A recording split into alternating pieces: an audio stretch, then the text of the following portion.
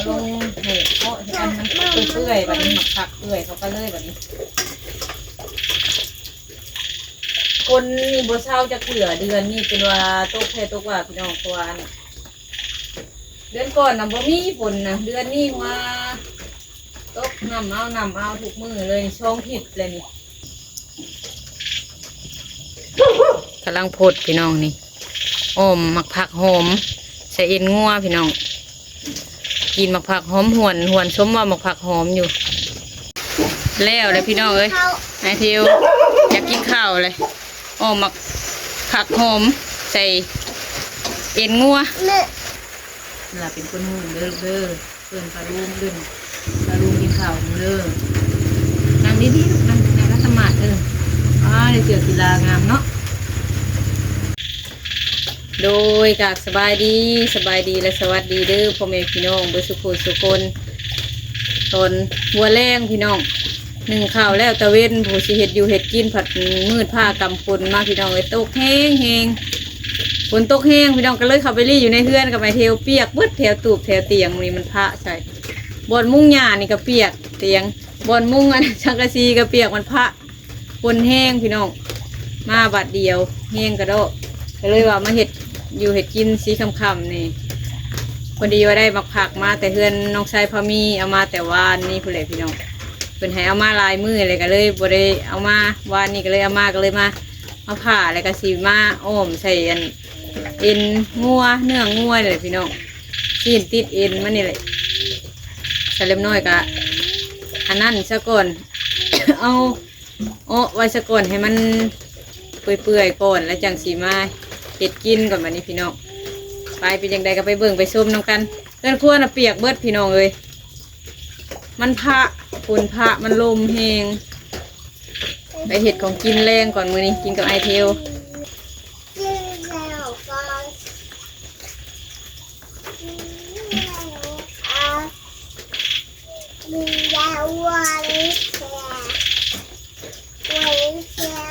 ใช่กำลังดู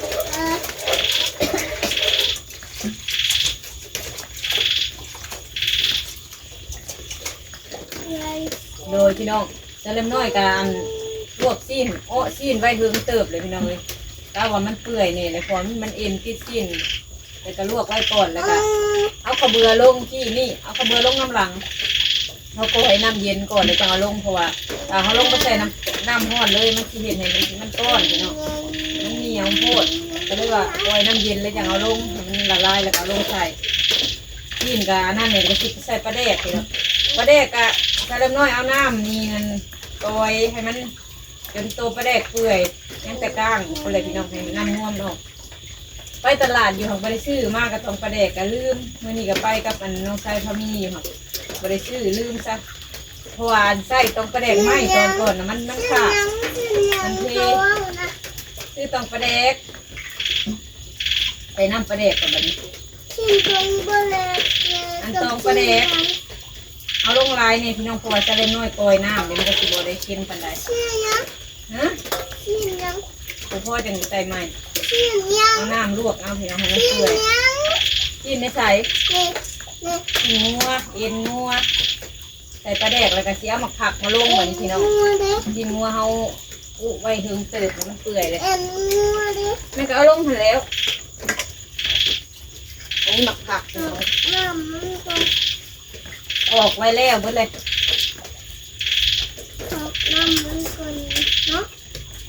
เอาลงให้เพาะให้มันเปื่อยแบบนี้หมักผักเปื่อยเขาก็เลยแบบนี้มันจะไปเที่ยว2 คนคือเก่าโผล่มันก็เห็นงานตอนเลิกเลยมาแต่เห็ดเผื่อไว้จับมื้อเช้าน้ำเห็ดน้ำจังบริเห็ดของกินไปเที่ยวตื่นเช้ามากเลยมันจะนึ่งข้าวอุ่นของกินอยากกินจำเอาเดี๋ยวไปโรงเรียนเลยโอ้เดี๋ยวไปส่งตอนแรกละเมย์ไปหักมันเกิดก็ไปส่งน้ำกันโอ้ยตักลงหัวในนี้มันมีพักนะพักอีกสู่อยู่ในนี้ใบมะกรูดก็มีเดี๋ยวใส่ให้มันหอม หอมใส่ใบขี้หูดน้ำมันหอมคือผักพี่น้องในนี่นะใส่หัวสิไทยแล้วใส่ใบขี้หูดน้ำ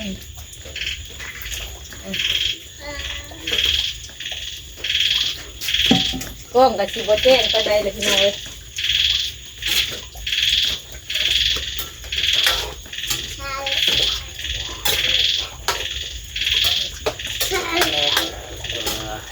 แต่ให้มันขด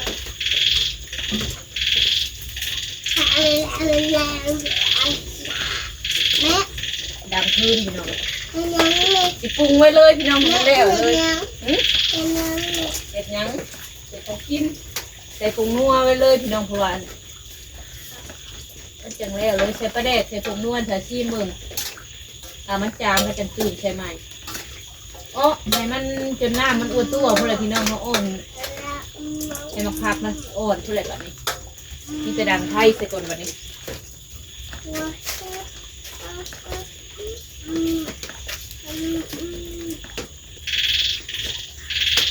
หนังที่เยี่ยวกันอย่าล้มยิงสิต้มนี่เติมน้ำมาเที่ยวกับมันหนังน้ำอยู่ตักกันเปื้อนแทนนี่พี่น้องเลยคนนี่บ่เช่าจะเผื่อเดือนนี่เป็นว่าตกแค่ตกว่าพี่น้องตัวน่ะเดือนก่อนน่ะบ่มีฝนนะเดือนนี้ว่าตกน้ำเอาทุกมือเลยช่องผิดเลยนี่ช่องผิดยังบ่เช่าอยู่ว่ามันแดดและมือนี้ว่าแดดและมือนี้ขับเจ้าวันนี้ตัวแรงมาพอมาหลับโต๊ะกินเลยปุ๊บเปียกเปื้อนอยู่ดูเห็นไฟอยู่มันปวดก่อนตึงคนน้อยบนโต๊ะเกียดห้องพี่น้องเพื่อนชายเล็กน้อยมีเกียดเลยเกียดตักเอกเกียดหมดแดงมันอยู่ในป่าเขาตะเกียวเนี่ยมันเคยอยู่ในบ่อเนแดงแล้วมันจะอยู่นี่เลยตะห้องเจ๊อยู่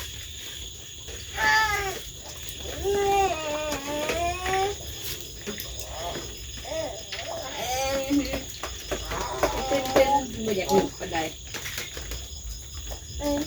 กินข้าวกับยังไม่ยังเห็ดยังกินอ้อมยังบุ้งเอาอ้อมเอ็นงัวใส่ยังใส่หมากยังใส่อาหารครับนะปลาเรามีเหรอเขาให้เอิ้นปลาลุงเหรอไหมกูกินเลยเรียกปลาลุงเลยยิงข้าวแรงน้ำเทียวเบิ่งขนมออกเบิ่งชาให้หมอพูดก่อนมาดิปะ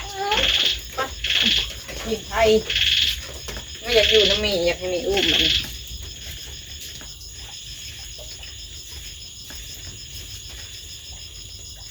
เทียวซีมึงเลยพี่น้องมันยังจางอยู่ก็เลยว่าเสียประเด็กไปอีกก่อนแทนก่อนเอาไปล่างนี้เพราะว่าตรงไว้ในนี่มันเปื่อยคักๆแต่เอาน้ำนัวมันตอนประเด็กมันจะมันเซ่อย่าใส่ของแพ้ว่าตัวประเด็กนะบ่ไม่เอาน้ำมันใส่แล้วตอนมันใส่ดอกน้ำมันแต่ก้านมันอะไรนี่ประเด็กในตู้วีชื่อไห่น้องกินตัวนั้นเลย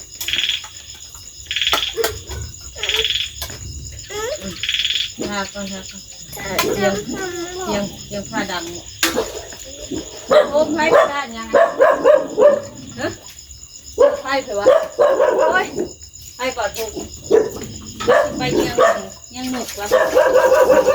ทำกับพยายามเนาะอันนั้นก็ได้พยายามตุ่มหนุกวะใส่หนุกไว้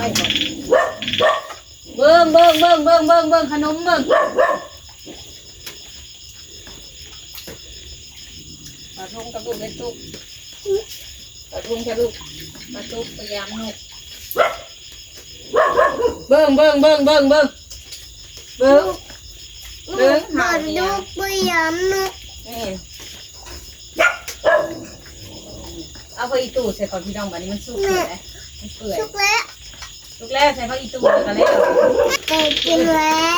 ว ถ้าพักหยุดไว้นึงมันออกกลิ่นหอมก่อน ชุกแล้ว สุกแล้วพักออกกลิ่นหอมไว้นึงก่อน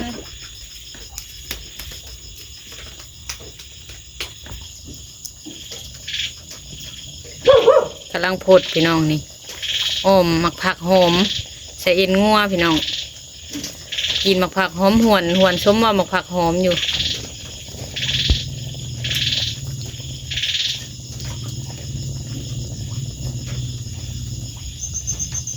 นี่แต่สิไปกินก่อนบัดนี้พี่น้องเอ้ยไปแต่งผ้าขาวกินข้าวแรงก่อนกินค่ำในมื้อนี้บ้านนี้ก็ค่ำคือกันพี่น้องเอ้ยแล้วเลยพี่น้องเอ้ย เขา ไอทิวอยากกินข้าวเลยอ้อมมักผักหอมใส่เอ็นงัว เนี่ยเดี๋ยว มาเด้อพี่น้องกินข้าวน้ำกันเอากินเขากินบัดนี้กินเทวกิน อีก โดยมาเด้อพี่น้องเด้อกินข้าวแรงน้ำกันกิน2 คนก็ไอเทวมื้อนี้พี่น้องเลยมาเม็ดจ้ำก่อนอย่าเห็ดมันฮ้อนอ่ะแก้มป้อนพี่น้องให้ท่านกินเองในงุมเบิดกิน2 คนฝนตกพี่น้องมันฝนตกริมง่ายมากินอยู่ตูบนี่อยู่คุณมันเปียกเบิดทั้ง2 คนเอาบ่วงมาลายเนาะ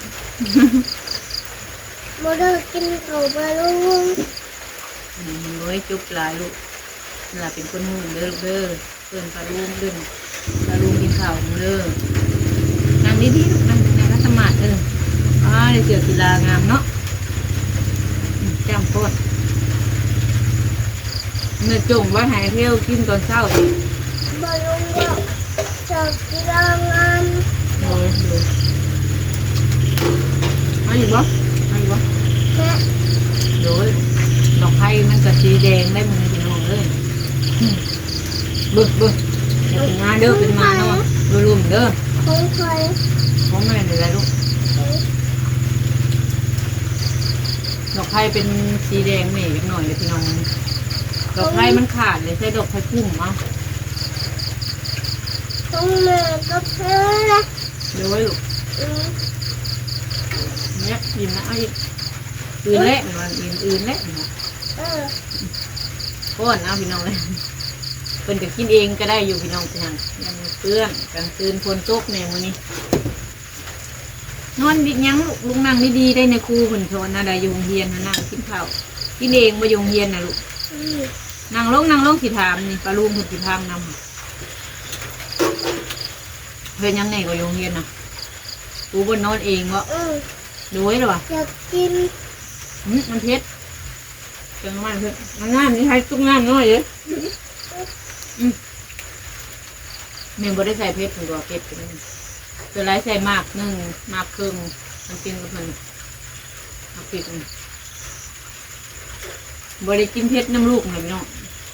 นี่ลูกน้อยกินเพชรบ่ได้ต้องเห็ดมันเกลือน้ำกันเลยกับลูกโทแม่กินน้ำลูกเดี๋ยวขึ้นมาขักอาม่าเดี๋ยวจะมาขัก แม่เป็นเพื่อนเบากันเล อื ย มมาเที่ยวเป็นผู้แบกมาเองเนาะเก่งแบกมาเองเงินมาวันนี้ ตัวใหญ่เลย อืมเที่ยวใหญ่แบบนี้ถ้าจะเอ็นมันก็บ่ยากเนาะมาเรียมน้อยอู้ไว้ถึงตื่นเอ้าถึงมาแฮมแฮมตีนอย่าพลาดฝนตกนะเที่ยวเนาะมันยำมันนอนช่วงนอนกับนอนนอกนี่ได้พี่น้องเลยนอนอยู่ตูดตัวน้องหาศาสตร์หามันพาห่มมันยังขังอะไรกันนอน บทนั้นมันที่เปียกอยู่นอกนะ โดน น มัน อน นี่ ใน มันนี่บดได้นอนดอกมันนี่ บทในนอนในนอนนอก เมื่อได้อากาศร้อนแห้งๆนั่นเอามานอนนอก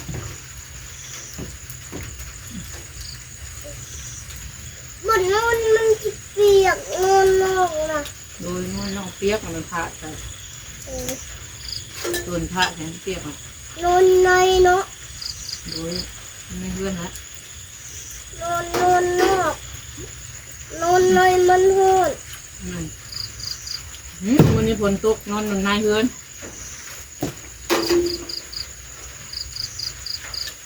หอมมาผักนะพี่น้องมากเดียวว่าเอาหมากน้อยนะพี่น้องครับ ได้แกงอยู่ที่หาเถื่อเพื่อนได้พี่น้องไปทำผ่าเป็นเสี่ยงไว้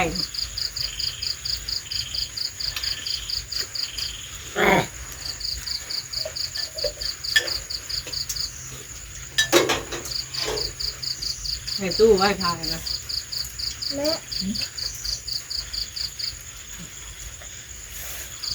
เอามันเราเด็กน้อยมันเข้ากันนี่ยังติดมือเราเฮ็ดลูกเฮ็ดลูกคนห้ามมือโอ้ยตัวเล็กเหมือนว่าตกมาว่ามันเช่าเลยนอกจากนอกแล้วก็มาทางป่าข้างหน้าเพื่อนอีกมันเป็นชุดย่างน้อยหนึ่งคนตกมาไหลก่อนหรือยัง แม่ รีบบอก อยากกินหมัก กินนกผัก ผัก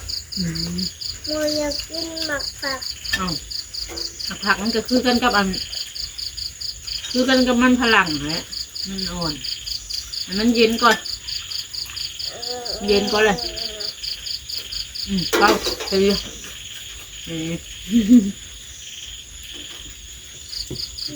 มันจะม้อยอยู่เดียว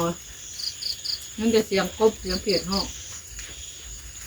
บัวอยากกิน น้ำปลาไว้ มันคือไล่ ที่ไปกี่ไร่เป็นสิป้อนคำข่าวเอาจ้ะที่โรดอยู่น้ำโดยพี่น้องใจเล็บน้อยกันที่คอโตกินข้าวกันเด้อพี่น้องเด้อป้อนไอเทวให้มันอิ่มก่อนเป็นกินกันยัดเพื่อนเลยป้อนนะยังไงก็ขอบคุณทุกท่านที่มากำลังใจพี่น้องเด้อ มากินน้ำกินมันกินเขา ลงคลิปเด็กแน่เลยพี่น้องสัญญาณนะซาบางคืนนี่นะถ่ายคลิปแรกแต่เว้นอยู่แต่ว่าเพื่อลงได้กระเดึกวิวก็บ่อยากขึ้นหัวเขาลงเดึกเหมือนพี่น้องกายมุ่งกายย่ำแบบในFCเบิ่งไงนะพี่น้องมันก็บ่ขึ้นก็ได้บางช่วงแต่ก็ลงคือเก่าพี่น้องขึ้นหรือบ่ขึ้นก็ลงให้มันได้หลายๆคลิปตื่มกันเลยพี่น้องเอาจังใดก็ขอบคุณพ่อแม่พี่น้องเบิร์ดทุกท่านพี่น้องเด้อทีมให้กำลังใจสำหรับคลิปนี้การละน้อยก็ขอตัวลาพี่น้องเลยเด้อพี่น้องสบายดีเด้อสบายดีเอเทลโกงทุกน้ำก่อนลูก สมรี